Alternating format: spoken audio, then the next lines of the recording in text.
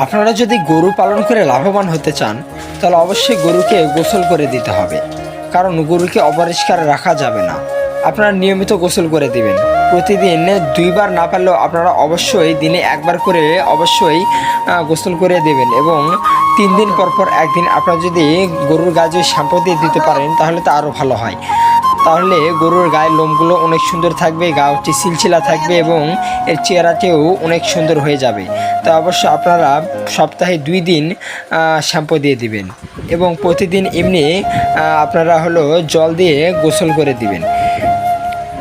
তাহলে আপনারা এই গরু থেকে লাভবান হতে পারবেন এবং গরুর চেহারাটি সুন্দর হবেন এবং গরুটি দেখতে অনেক সুন্দর লাগবে এবং এর স্বাস্থ্যটি ভালো থাকবে।